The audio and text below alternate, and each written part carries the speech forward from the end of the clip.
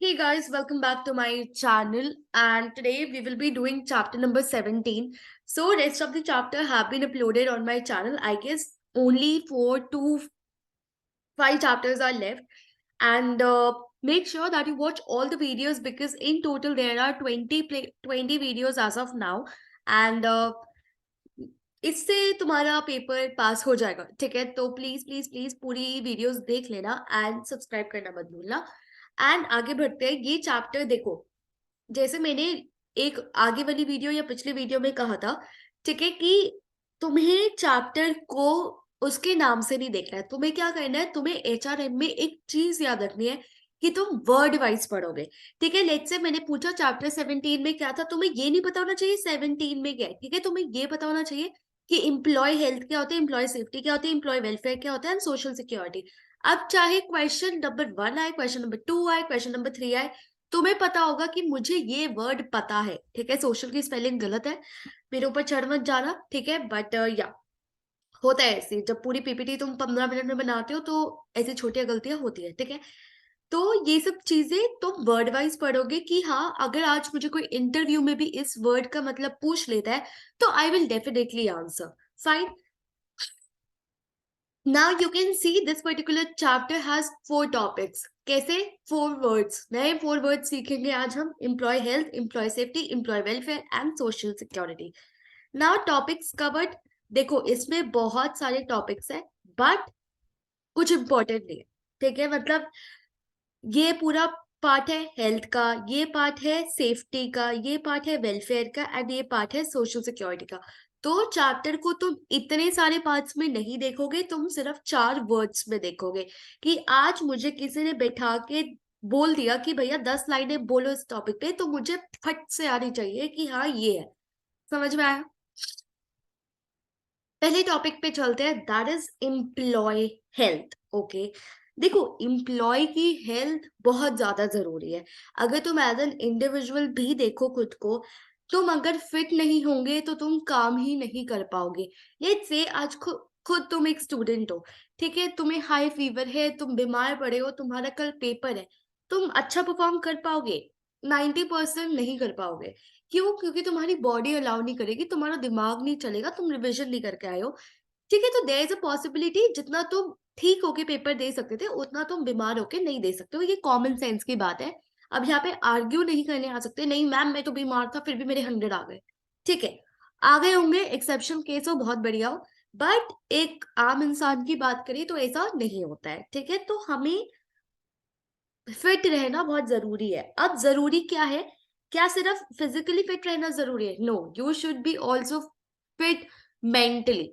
ठीक है, तो as an individual, as an employee of a company, I have to be fit physically as well as mentally. मुझे कोई depression नहीं होना चाहिए, मुझे कोई एंजाइटी अटैक्स नहीं आने चाहिए, मुझे कोई ये सब चीजें हैं तो I will take a therapy और a counselling, but I have to be fit physically as well as mentally. जब ही जाके मैं अपने बॉस को खुश कर पाऊंगी, मैं अपने रिजल्ट्स प्रूव कर पाऊंगी ऑर्गेनाइजेशन में that yes I am the asset for your company. ठीक है, अब as an individual, as a company's owner, as a company's employer, you have to make sure कि तुम अपने एम्प्लॉयज को एक बहुत अच्छा वर्क एनवायरनमेंट दे रहे हो।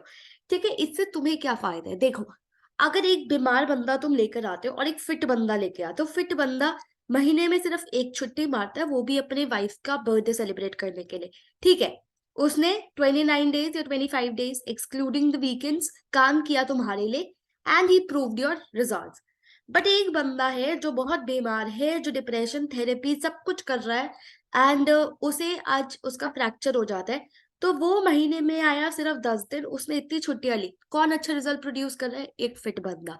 ठीक है, तो यहाँ पे तुम खुद ही दिमाग लगाओ कि अगर तुम एक अनहेल्दी एम्प्लॉय के साथ काम कर रहे हो तो उसका एब्सेंटेज्म ज्यादा होगा, उसका रिजल्ट कम होगा, उसकी क्वालिटी कम होगी, उसे तुम्हें ज्यादा पे करना पड़ेगा, उसके खर्चे तुम्हारे ज्यादा होंगे। ठीक है, तो obviously as an employer I need a fit employee in my company. देखो, ऑब्वियसली एज इंडिया, ठीक है, इंडिया में ये सब चीजें ना आजकल सीरियसली ली जा रही है, बट मैं सच बताऊं, previously it was not taken in so much consideration. Also, there are few factories, even there are large enterprises जो अपने एम्प्लॉयज का ध्यान नहीं रख रही है. तुमने वो मूवी देखी है टाइगर जिंदा है? उसमें अगर तुम वर्कर्स की हालत देखो, the way they are working, अगर उन्हें अच्छे से सेफ्टी नहीं प्रोवाइड की गई उस ऑयल रिफाइनरीज में, तो obviously it will take troll of their life, right? तो you need to make sure कि तुम्हारे एम्प्लॉयज अच्छे से काम कर रहे हैं. And even at the ground reality, तुम सिर्फ पेपर्स में अच्छा काम नहीं कर रहे हो, तुम ग्राउंड पे भी अच्छा काम कर रहे हो. But as an Indian, I have realised कि इंडिया में इतनी ज्यादा पॉपुलेशन है that employers are really not taking care of their employees. अगर कोई बहाने ज्यादा मारता है तो हम बाहर निकाल देते हैं उसे और एक नया एम्प्लॉय ले आते हैं. सो ये हो रहा है, ठीक है. ऑब्वियसली एमएनसीज तुम्हारे इंश्योरेंस इंश्योरेंस सब देती है, but still there are few enterprises or even there are many enterprises जहाँ पे इतना ध्यान नहीं रखा जाता. तुम अगर रोड से गुजरते हुए किसी बिल्डिंग कंस्ट्रक्शन पे देखते हो, तो obviously there are women and children working in unsafe work requirement, जहाँ पे उन्हें काम नहीं करना चाहिए, ठीक है. बहुत बकलियां मैंने. अब आते हैं डेफिनेशंस पे. देखो, तुम्हें डेफिनेशन थोड़ा दिमाग बहुत कॉमन सेंस लगा के लिखनी है. तीन ही डेफिनेशन सीखेंगे हम. हेल्थ. हेल्थ क्या होता है? जब तुम ठीक होते हो, मतलब स्टेट ऑफ वेल बीइंग, मतलब you are well, you are fit and fine. But मैंने इनिशियली क्या बोला था? हेल्थ सिर्फ मेंटली एंड फिजिकली दोनों फिट होनी चाहिए, right? You should be emotionally strong, you should be mentally well, and you should be physically well. Safety. Safety से is equal to protection. I need safety. अब मैं एक employ की safety की बात कब कर सकती हूँ? You can relate to the oil refineries, work related accidents, right? वहां पे किसी की आंखें ना चंदा जाए, ठीक है, तो I need to provide them proper glasses, right? कोई गिर गया, उसे फ्रैक्चर ना हो जाए, तो I need to provide them with proper equipment, safety, right? And final is the security. Security की जब बात आती है, I am providing my employees with equipment, facilities and information, ठीक है. तो मुझे अपना वर्क प्लेस को मेंटेन करके रखना है कि वहां पे कोई भी तरीके की वायलेंस, हरासमेंट या कोई भी अनसेफ कंडीशंस ना हो, और कोई भी किसी बंदे को थ्रेट्स ना मिले.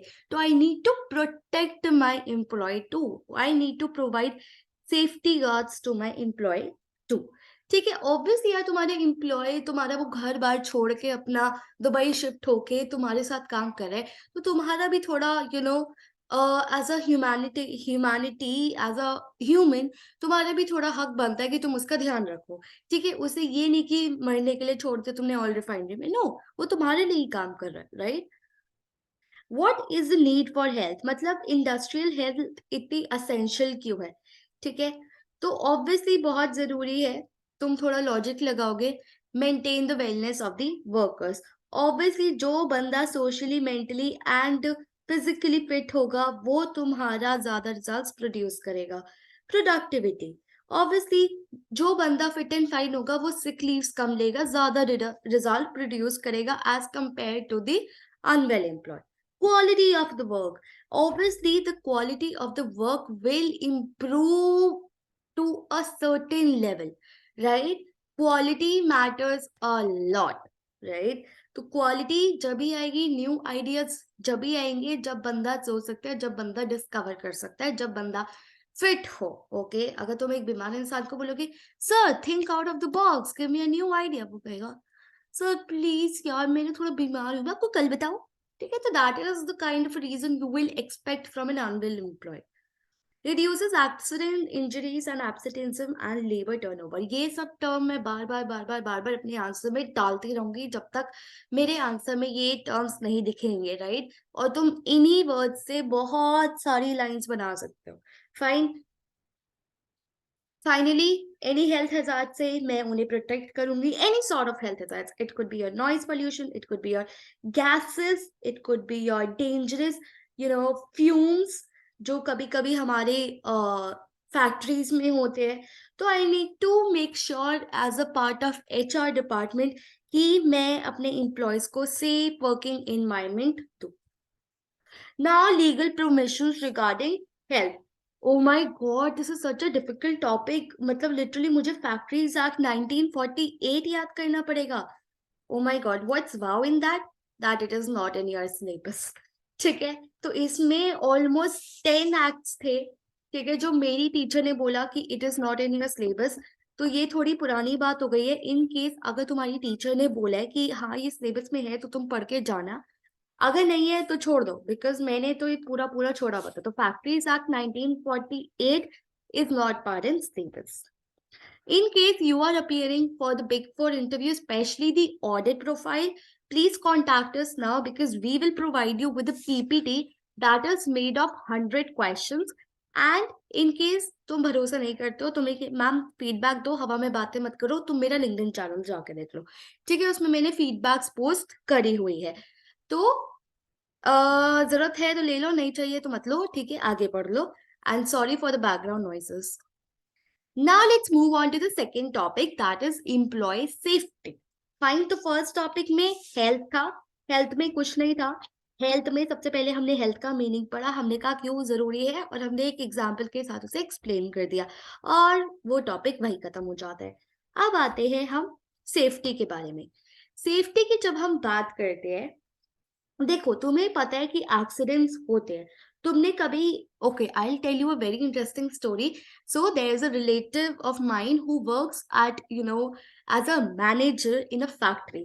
सो उसने अभी रिसेंटली एक एक्सीडेंट डिस्कवर किया था, जहाँ पे एक बंदे ने अपना हाथ काट लिया था जस्ट बिकॉज वो मशीन ढंग से नहीं चल रही थी, ठीक है, and he was working continuously. एकदम से कुछ मशीन में हुआ and he literally couldn't remove his hand from the machine. So that's how it went.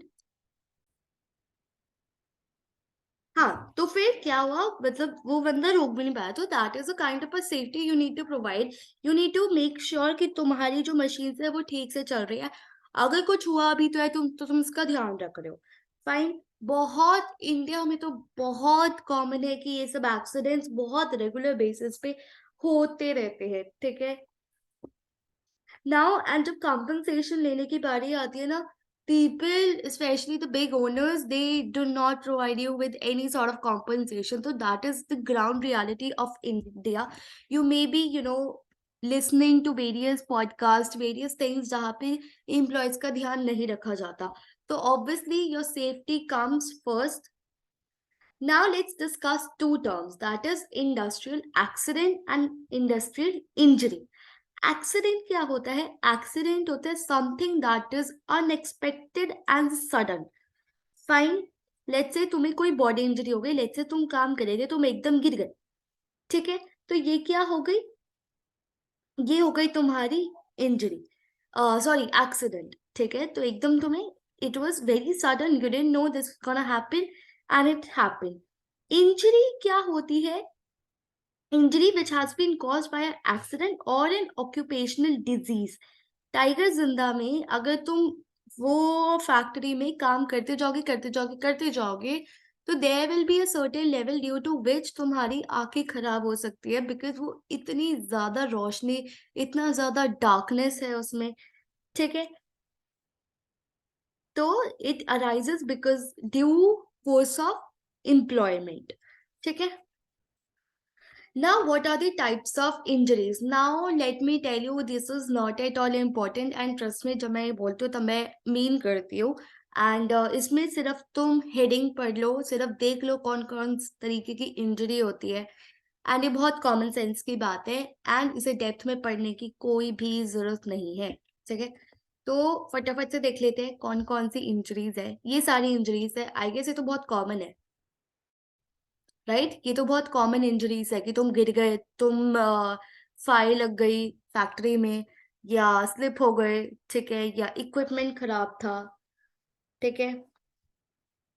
So these are all the sort of injuries that may happen at your work place. Now what causes accidents? Injury की तो बात हो गई, ठीक है, injury. अब accident किसकी वजह से हो सकता है? तुम्हारे इक्विपमेंट्स प्रॉपरली गार्डेड नहीं थे, जिसकी वजह से ये सारे एक्सीडेंट हुए। Defective equipment, as I told you in my example, it was defective machine. Unsafe storage leading to congestion and insufficient light, tiger जिंदा है, अंदर जाके पूरी फ्यूल में वो काम कर रहे थे, ठीक है। इम्प्रॉपर वेंटिलेशन, ऑब्वियसली पेट्रोलियम ये सब वहां पे बहुत कॉमन है, ये सब फैक्ट्रीज में। Fall on stairs ladders and walkways, तुम्हारी फैक्ट्री की इतनी बेकार लैडर्स है कि जब वर्कर चढ़ता है, जब नीचे आता है तो गिर ही जाता है, ठीक है। तो ये सब एक्सीडेंट होता है which is sudden and unexpected. Fine. Legal provisions, किसी के भी लीगल प्रोविजंस नहीं आ रहे हैं सिलेबस में, please please please ask your teacher. Factories act 1948 तुम्हारे सिलेबस में है या नहीं है, ठीक है। इन केस है तो कर लो, नहीं है तो मत करो, बिकॉज ये मैंने तो नहीं पढ़ा था, मेरी टीचर ने तो साफ साफ मना कर दिया था, ठीक है। Now, effective security management. This is gonna be a very easy topic. Fine. Effective security management होता क्या है? It refers to the type of safety problems, accident employee and technology in the organizational setting. देखो human का role क्या है, ठीक है, safety related problems को देखे, राइट।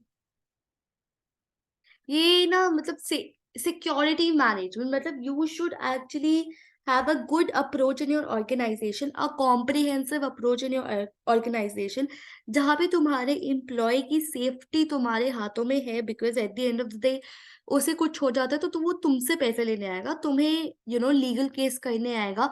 तो यू शुड मेक श्योर कि तुम्हारा मैनेजमेंट, तुम्हारा सिस्टम सिक्योरिटी को लेके बहुत अच्छा है, नॉट सिक्योरिटी बट सेफ्टी, ठीक है। तो make sure I am talking about here effective safety management, because हम सेफ्टी वाला टॉपिक पढ़ रहे हैं, हम अभी इफेक्ट सेफ्टी सेकंड टॉपिक पे है, ठीक है।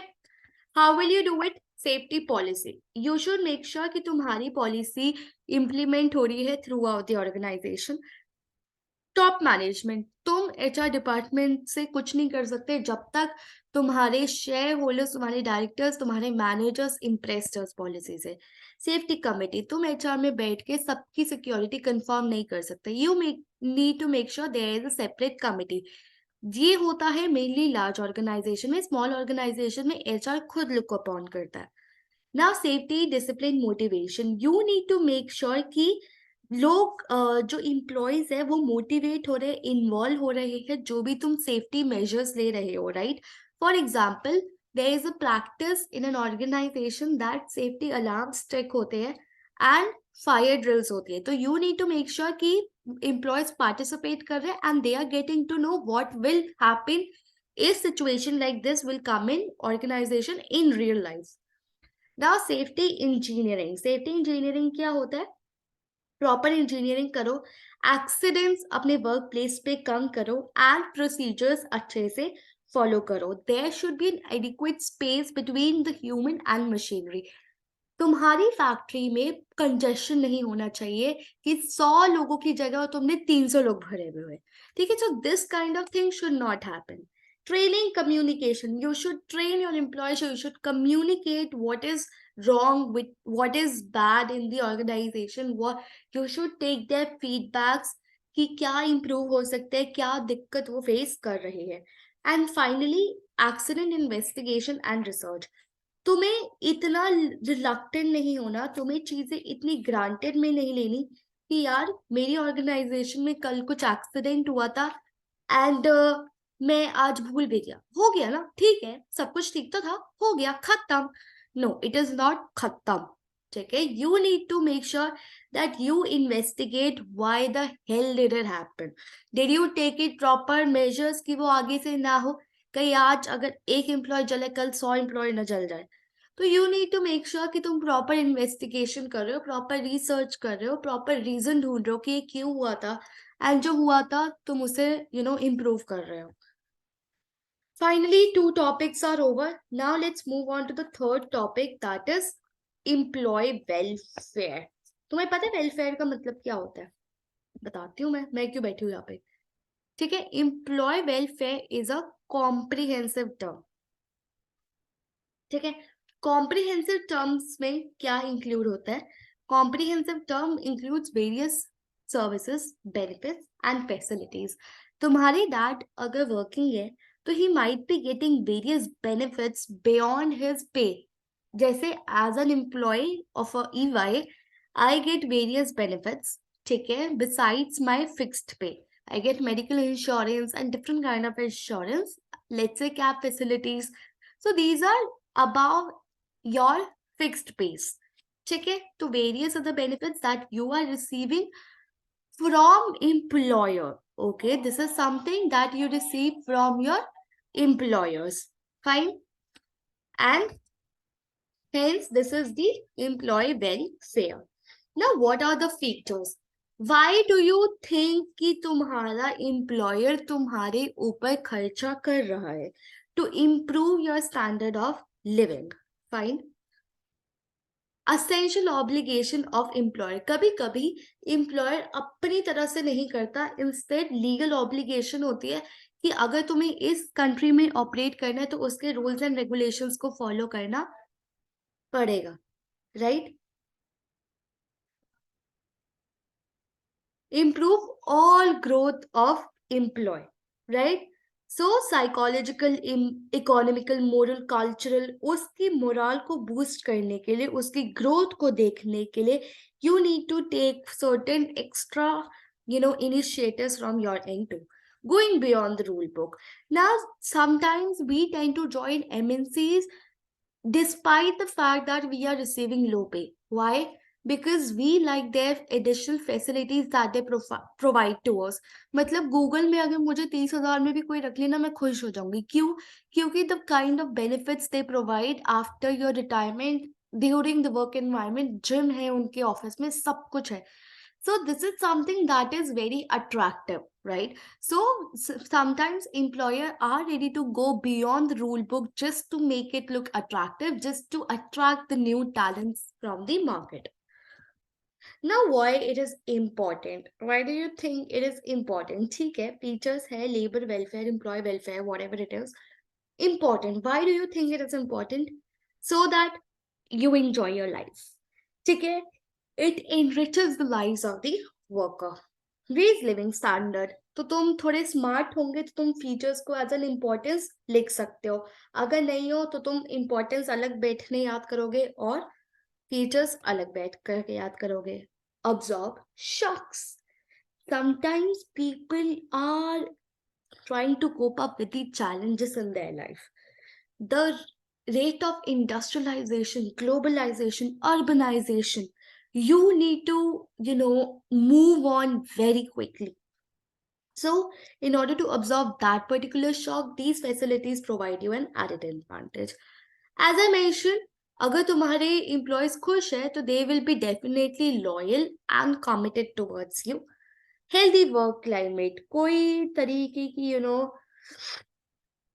लड़ाई झगड़ा कम होगा. There will be a good relationship, there will be happiness in the work environment, there will be a healthy work climate, right? कोई भी तरीके की conflicts होने की कम chances है because of the facilities, because of the happy employees that they have in the organization. Now what are the various kind of agencies that work for the welfare of our life? कि हम एक company में काम करें, MNC में काम करें, so there may be few agencies जो हमारे राइट्स एंड ड्यूटीज को प्रोटेक्ट करके रखते हैं कि कोई भी चाइना से आके आज इंडस्ट्री सेटअप करके हमारे एम्प्लॉयर्स को एक्सप्लॉइट नहीं कर सकता, राइट? तो there are certain agencies that are working on our welfare too. So these are the 4 agencies that are working. Obviously central government बहुत सारे एक्ट्स निकालती रहती है, state government, union territories and different states के acts निकालती रहती है, right? Employers obviously Hindustan labour, right? Voltas, Bajaj, these are the various employers that provide additional facilities to their employees. And trade unions, जब कोई नहीं बचता तो trade unions तुम्हें छुड़वाने जरूर आते हैं. Now what are the kinds of welfare facilities that are provided in a company? ठीक है, there are 2 kinds of activities or you can say facilities. Intramural क्या होता है? Intramural is something that is provided within the office. Let's say तुम्हारे office में water, drinking water है, canteens है, medical aids है, टॉयलेट्स है, यूनिफॉर्म है, रेस्ट शेल्टर्स है, so this is something within the establishment, within the office. Extramural, opposite of it, that is outside. तुम्हारी maternity का ध्यान रखा जा रहा है, transportation, sports, leave travel, your training, your housing, your education, social insurance, holiday homes. So this is something facilities that are provided outside the organization. I hope I'm not going too fast. I hope you are able to understand things because this is very easy chapter, right? And this is something जो तुमने अगर एक बार भी सोते हुए भी सुन लिया तो तुम्हें याद रहेगा, तुम ऐसा भूलोगे नहीं. ठीक है. Now let's move on to the fourth topic, that is social security benefits, and this is the last topic. Now social security. Social security क्या होती है? Social security एक protection होती है which is given to the society to its member, by society to its member against contingency of modern lines such as sickness, unemployment, old age. देखो इसका basic purpose होता क्या है? सिक्योरिटी मतलब protection. ठीक है. तो I need to protect my people. Fine. अब मैं किस चीज से प्रोटेक्ट कर रही हूँ? उनकी रिस्क रिस्क जो एक इम्पेयर कर सकती है उनकी एबिलिटी को. ठीक है. तो may be I am supporting their family, I am supporting them. ठीक है. And these are generally specified by the laws. Fine. Now, what are the type of social security benefits? There are two social security benefits that are your social insurance, common fund जिसे हम कहते हैं, जो तुम्हारा PF आता है. ठीक है. जो तुम्हारी वर्क एम्प्लॉयर तुम्हें कंट्रीब्यूट करता है, राइट. मतलब ये बहुत नॉमिनल होता है अमाउंट में, right. And minimum standard of living तुम्हें प्रोवाइड करते हैं. सोशल असिस्टेंस क्या हो गया? It is provided by the government, जो उनके रेवेन्यू से वो हमें देते हैं. आई डोंट थिंक, मतलब ये आई गेस ओल्ड एज लोगों के लिए होता है, ओल्ड एज पेंशन जो आती है, right. So these are few things that are provided by the government to us. Social security in India. India में कौन कौन सी, अगर तुम्हारे डैड वर्किंग है तो तुम्हें ये पता ही होगा. These are certain benefits that are provided to employees in India. ठीक है. तो आई डोंट थिंक ये इम्पोर्टेंट है, बट तुम्हें पता होना चाहिए. तुम्हें अगर तुम्हारे डैड कभी भी एज अ डाइनिंग टेबल पे बात करे कि today my letter offer letter had certain benefits, so you can ask him what all benefits your company is providing to you. So as an individual you should know what benefits you can expect when you join the company. Fine. So just saying, ये chapter बहुत basic chapter है, बहुत basic. मतलब तुम अगर अब अपने दिमाग में एक माइंड मैप बनाना चाहो तो तुम कैसे बनाओगे? चैप्टर 17, 4 टर्म्स, हेल्थ में 2 टॉपिक, उसमें वेलफेयर में 2 टॉपिक, सिक्योरिटी में 2 टॉपिक एंड सेफ्टी में 2 टॉपिक. लीगल प्रोविजन करना नहीं है.